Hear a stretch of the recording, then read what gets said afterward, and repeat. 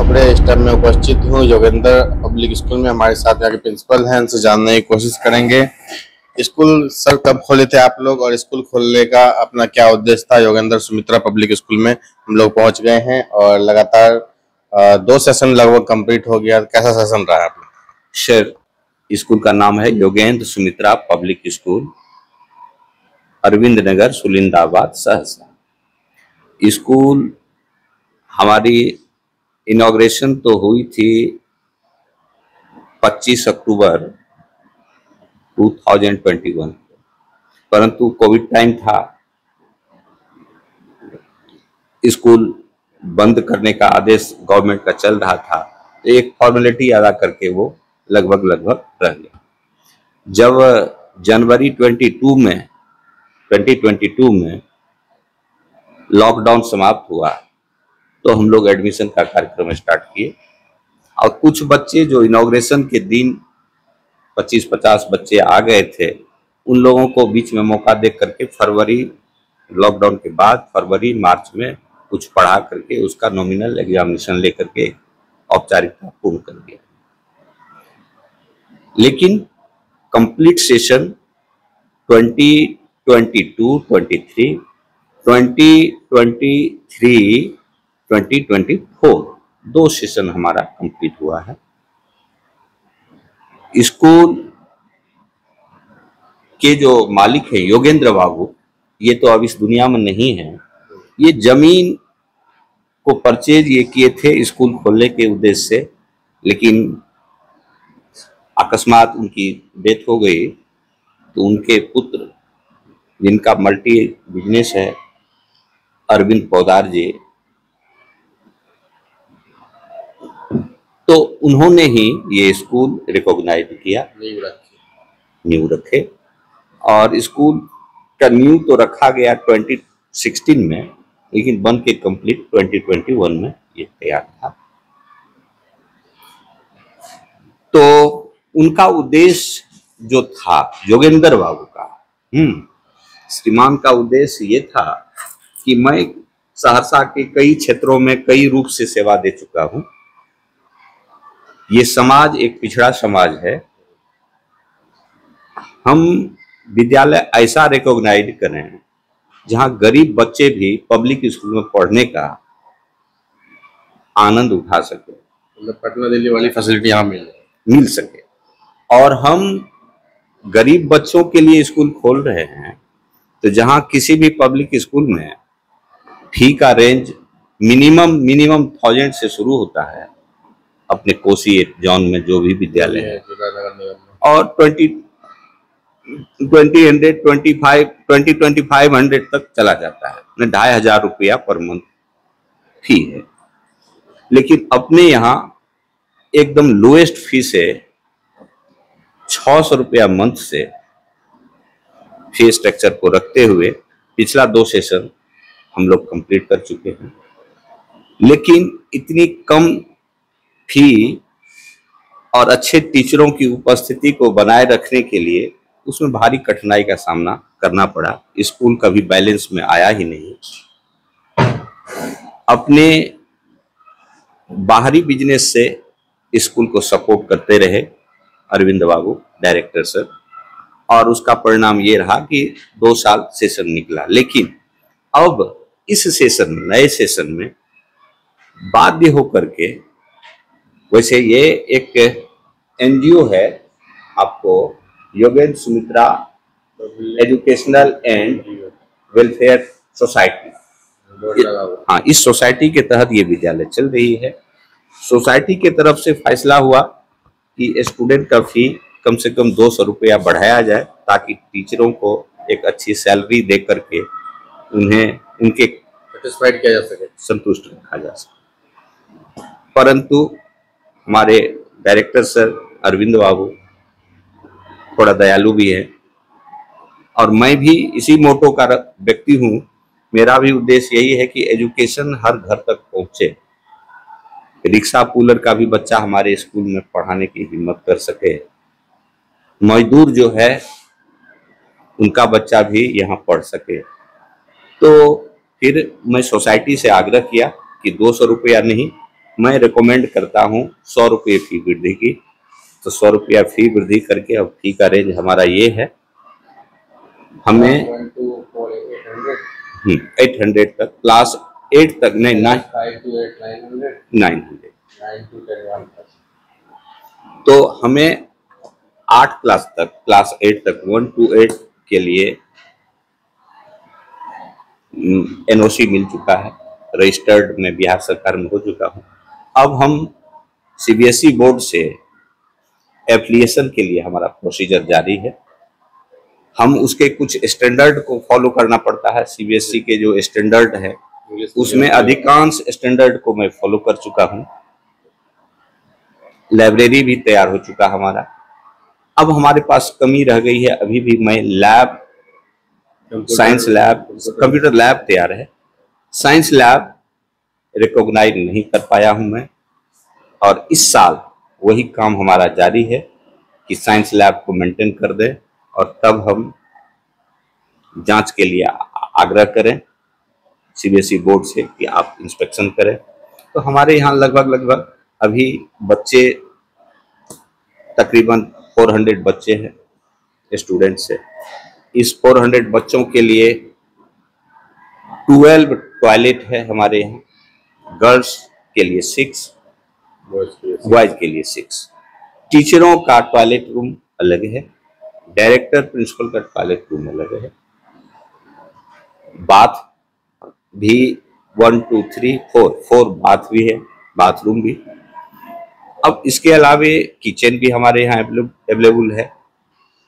पानी की जो समस्या, यहाँ पानी इस क्षेत्र का थोड़ा लो क्वालिटी का है, तो फिल्टर भी फ्रॉम डे 1 से हमारे यहाँ लगा हुआ है।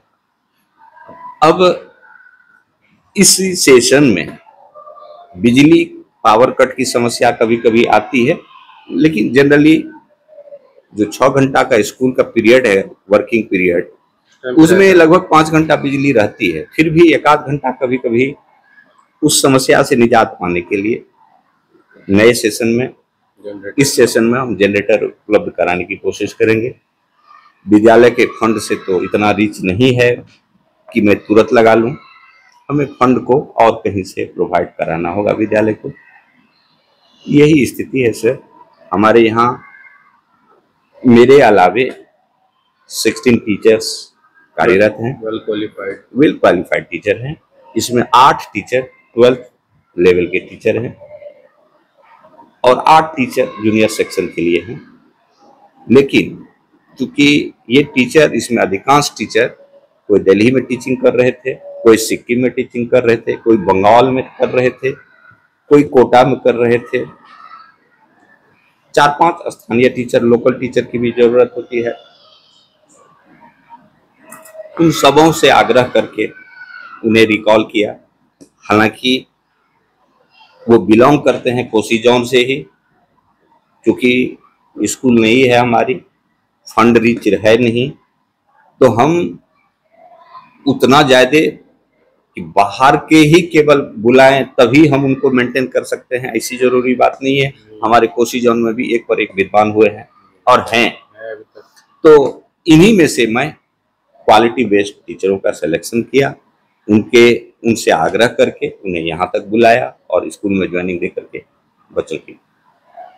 कैसा रिजल्ट आता है बच्चों का? रिजल्ट बच्चा का हमारे यहाँ ओवरऑल एवरेज जो रिजल्ट 85% का रहता है।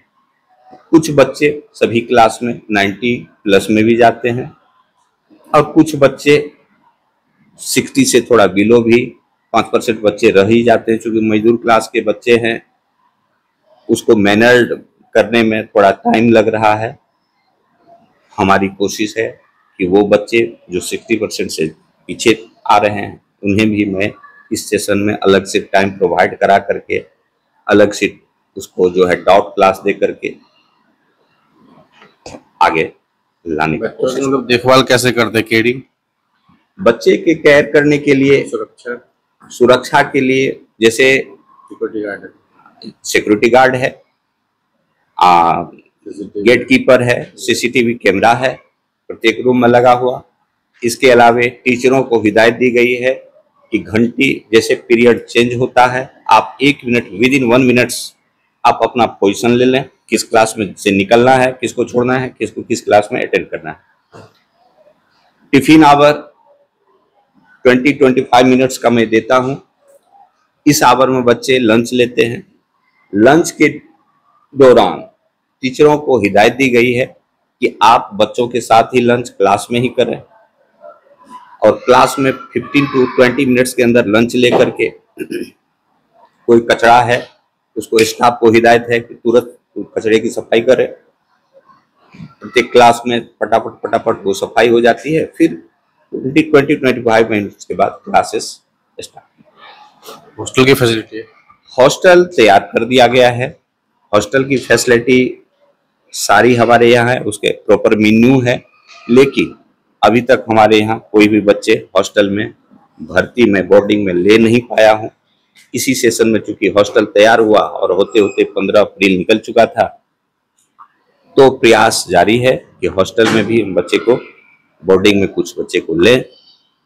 हॉस्टल हमारे यहाँ 40 बच्चे के लिए ही अभी तैयार हुआ है, और हॉस्टल की बेस्ट फैसिलिटी उसमें भी प्रॉपरली 2 घंटे का टीचर के अधीन टीचिंग, 2 टाइम ट्यूशन है, मतलब 2 टाइम ट्यूशन, एक आफ्टरनून में एक इवनिंग में। 9 बजे रात के बाद बच्चे को रात का भोजन के साथ साथ उसको 10-20 मिनट टीवी टेलीविजन के सेट पर उसको बैठा करके न्यूज वगैरह जिसको जो इंटरटेन करना है वो करने का मौका दिया जाता है। 9:30 बजे के बाद बच्चे को सोने के लिए फ्री कर दिया जाता है। मील कैसा रहता है? सब ठीक ठाक। ब्रेकफास्ट, डिनर, 2 बार सप्ताह में, एक दिन वेज नॉन वेज की व्यवस्था है, एक दिन खीर की व्यवस्था है। बच्चों को 2 टाइम भोजन की व्यवस्था है, 2 टाइम फुल नाश्ता, 1 टाइम हल्का नाश्ता। ये व्यवस्था हमारे यहाँ है सर। और director sir punctual school period में यहाँ कार्य करते हैं। मैं भी पंचुअल रहता हूँ और हमारे टीचर भी प्रायः पंचुअल रहते हैं। अभी हमारे यहाँ 12 क्लासेस चल रहे हैं। 5 एक्स्ट्रा टीचर में रखा। वो एक्स्ट्रा टीचर कई तरह के काम करते हैं, जैसे पढ़ाई चल रही है तो दूसरी तरफ कुछ टीचरों को कॉपी चेक करने में लगा दिया जाता है, ताकि बच्चों की कॉपी मैन्युटली चेक किया जा सके, उनके लिखावट में जो एरर है उस एरर को दूर किया जा सके। तो साथ ही कभी अगर टीचर हमारे कोई एब्सेंट है तो उस जगह को फिल कर सके। सब्स्टिट्यूट टीचर इसलिए रखने की जरूरत होती है। तो ये थे हमारे साथ प्रिंसिपल जी, जो कि योगेंद्र सुमित्रा पब्लिक स्कूल के हैं, और लगभग सभी तरह की फैसिलिटी जो आप चाहते हैं एक नगर में होता है स्कूल में, वो सारी फैसिलिटी अब आपको अपने गांव में मिलने जा रहा है, सुलिंदाबाद में मिलने जा रहा है, अरविंद नगर में मिलने जा रहा है।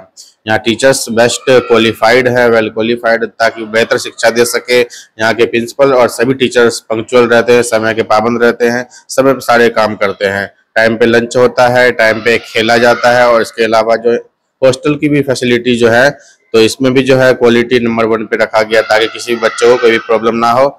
और जब भी कोई माँ बाप अपने बच्चों को स्कूल में देखता है तो सोचता है मेरे बच्चे सुरक्षित है या नहीं। तो सुरक्षा की कोई भी चिंता करने की जरूरत नहीं है। यहाँ पर CCTV कैमरे है, सिक्योरिटी गार्ड है, गेट कीपर है, टीचर्स है जो बच्चे का ध्यान हमेशा रखते हैं। जिला सहरसा से रंजन जसवंत रिपोर्ट।